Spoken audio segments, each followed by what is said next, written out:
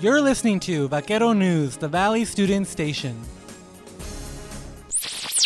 Good afternoon, Vaqueros. We're coming to you from Brownsville. It is 5 p.m. Tuesday, March 29, 2022. I am Maria Sanchez, and this is Vaquero News. March is coming to an end, and April is just around the corner. For those of you who are graduating this spring, you only have one more month, so keep pushing and enjoy your time left in college. But for now, let's go with the news.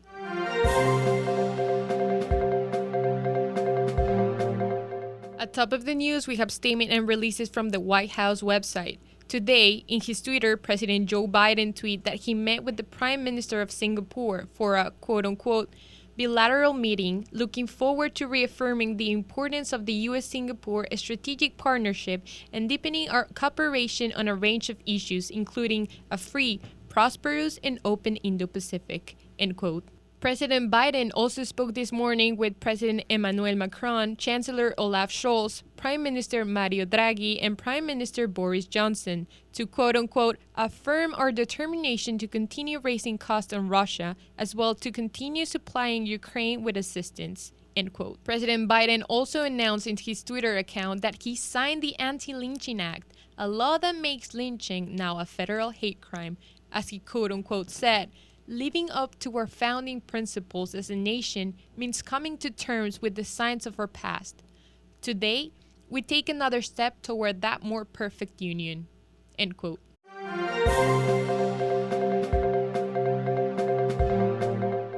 As March is a month of women's history, we want to understand why is this month so important and how did it all started? Silvana Villarreal has more details. In the United States, Women's History festivities started as a week-long celebration in 1980, which later turned into the holiday we now know of as Women's History Month. According to the White House website, the month was instituted during President Jimmy Carter's administration in 1987. March 8th, best known as International Women's Day, was made a worldwide holiday in 1975 and has been officially adopted by more than 25 countries according to the History website. UTRGV history professor Megan Burke says, the women's movement is a part of that larger package where people who had not been extended the full sort of spectrum of their civil rights wanted them and started to demand them publicly. Burke says the movement contains components in pieces such as Title IX, which gives women equal opportunity for things such as sports and education. Also representation and broader access for women in different professional positions such as being a doctor, professor, or lawyer. That time period of the 1970s, there was a lot of effort being made to recognize histories that were not at that time mainstream. As she says, school curriculums, textbooks, and historians were starting to include the history of women, African Americans, and Mexican Chicanos so that history would be more representative and accurately portrayed. She continues saying, along with those social movements came the desire to have kind of a bigger recognition of some of those more specialized subjects at that time. Professor Burke said in 1960, multiple groups of people had been discriminated against and treated almost like second-class citizens, influencing a movement to ignite. Some movements were specific to region and their time. For example, in the Rio Grande Valley, actions such as the Farmers Movement and the Chicano Movement were in demand. The women's movement successfully was able to make sure that women got to choose. UTRGV Women and Gender Studies professor Silvia Solis mentions that we have progressed in many ways, but there are still times we take steps backwards. We have so much work to do still, but we've also come a long way. As President Carter once said, understanding the true history of our country will help us to comprehend the need for full equality under the law for all our people. This is Silvana Villarreal with Vaquero News. Google has partnered with UTRGV in an initiative called Grow with Google. Felix Valderas has more details. Google has partnered with UTRGV in an initiative called Grow with Google to enhance digital literacy skills among students of the Rio Grande Valley. Director for the Career Center at UTRGV, Kamara Jackson, explains that digital skills are essential because it is the platform for the world of work. This collaboration with Google will help students in the Rio Grande Valley immensely. Jackson explains what this initiative means for UTRGV. UTRGV was selected along with the 19 other institutions as a means to implement a Google digital platform of career and life skill sets. It will work in concert with instructors and faculty and staff here, as well as those efforts for the Career Center as a means to prepare opportunities and have students well versed in how to articulate themselves, whether through a resume or through interviewing spaces. But also it provides life skills such as learning how to create a budget, being able to navigate technical platforms, including Google itself. Professor of Computer Science Dr. John Abraham explains what digital literacy is. Digital literacy is a very broad field. Anything that has with internet and computer science or computers, it's endless. Psychology major and junior at UTRGV, Melody Cavazos shares her opinion on the partnership with Google. I think it's a really positive thing. I think digital literacy is really important. You know, with the way things are going, technology is super, super important. And the more accessible it is for everybody, the more everybody has like an equal opportunity to learn. And that's super, super important. This is Felix Balderos with Vaquero Radio. Is caffeine a student's best friend? Silvana Villarreal has more details.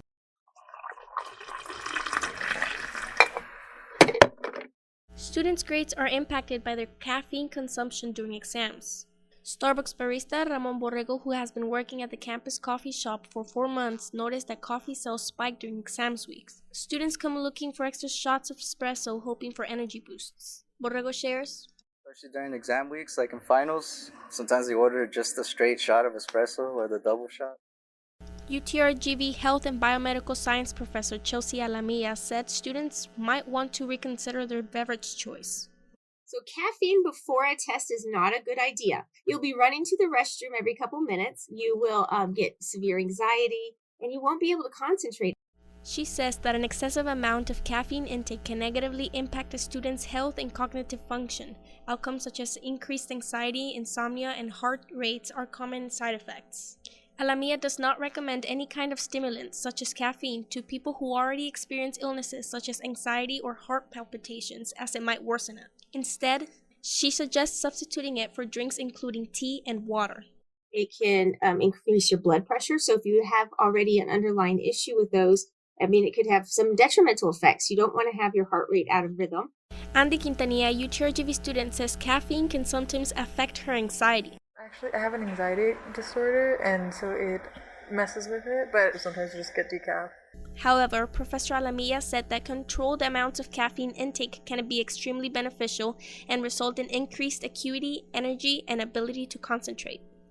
Alamilla says drinking caffeine can be more than only to increase a person's alertness. Consuming caffeine over periods of time might decrease the likelihood of migraines, strokes, Parkinson's disease, and Alzheimer's disease. Decrease the risk of stroke, of Parkinson's. Some studies are showing that it's decreasing the risk of Alzheimer's disease. It also helps with people that have migraines. This is Silvana Villarreal for Vaquero Radio. And McLean goes up and throws down a monster dunk.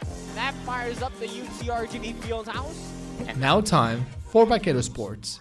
The UTRGV Athletics Department welcomes Mark Foster as the new women's soccer head coach.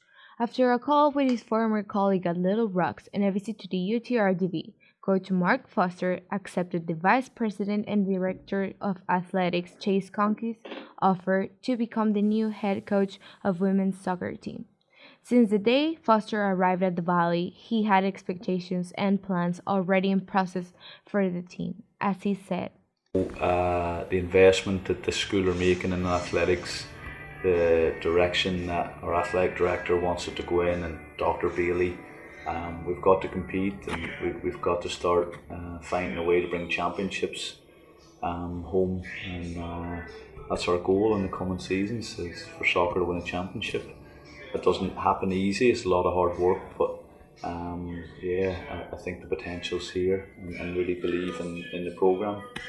Foster accepted the offer last Thursday, drove to the Valley on Sunday, and met the players on Monday.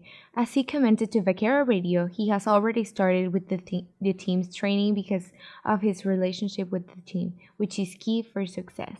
So the winning is important, that speaks for itself, but also who he is as a coach off the pitch and the way that he leads his program. Conkey said that it takes a special coach, such as Foster, to build a bridge between the coach, the athletes, the program, and the community. This is Amira Garcia for Vaquero Radio. And now for this week's events calendar. Tuesday, March 29th at 2 p.m., Harry Potter trivia online from Student Union.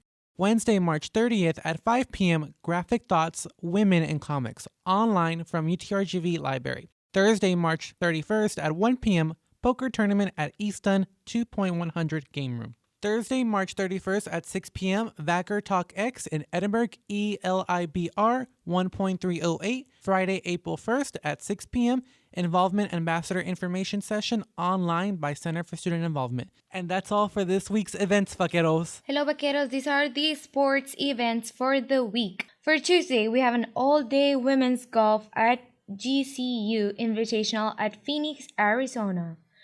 At 6 p.m., we have a baseball at Texas State on San Marcos, Texas. For Wednesday, at 7 p.m., we have the men's basketball at Lamar Villemont, Texas. On Thursday, at 2 p.m., we have the women's tennis versus Texas A&M, Kingsville at Edinburgh, Texas. At 7 p.m., we have the women's basketball versus Lamar here at Edinburgh, Texas. On Friday, at 7 p.m., we have the baseball versus Youngstown State at Edinburgh, Texas. And on Saturday, we have an all-day men's track and field at Longhorn Invitational at Austin, Texas. An all-day women's track and field at Longhorn Invitational at Austin, Texas. At 12 p.m., we have the baseball versus Youngstown State at Edinburgh, Texas. At 2 p.m., we have the women's basketball at Stephen Austin on McDodge, Texas. At 2:58 p.m., we have the baseball versus Youngstown State at Edinburgh, Texas. At 7 p.m., we have the men's basketball versus Stephen F. Austin here at Edinburgh, Texas. And on Sunday, we have at 10 a.m. a women's tennis at St. Mary's in San Antonio, Texas. At 12 p.m., we have the baseball versus Youngstown State at Edinburgh, Texas. At 3 p.m., we have the women's soccer at Texas A&M International at Laredo, Texas. At 4 p.m., we have the women's soccer versus San Mary's at Laredo, Texas. And that's all for the week, vaqueros. Now for this week's campus weather report. According to the National Weather Service in Brownsville, the weather for Tuesday and Wednesday should be sunny and windy with a high of 88 degrees. On Thursday, you can expect sunny weather with a high of 88 degrees. At the end of the week on Friday morning, you can expect a chance of rain and a high of 81 degrees. For Edinburgh, the forecast of the week brings sunny and breezy weather. Today and Wednesday, the weather will be windy and sunny with a high of 90 degrees. On Thursday, it will be sunny with a high of 93 degrees. There is a slight chance of rain on Friday morning with a high of 84 degrees. And that's it for this week's weather report.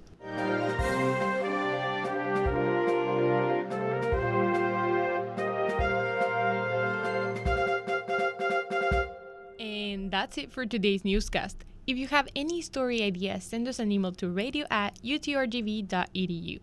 Listen to Vaquero Radio wherever you are. Download the Radio FX app on your smartphone through the Apple App Store or the Google Play Store. Search Vaquero Radio and add us to your favorites. You can listen to music, chatting during DJ hours, and much more. Also, follow us on our social media platforms and visit our website for updates and much more. We will see you next Monday at 2 p.m.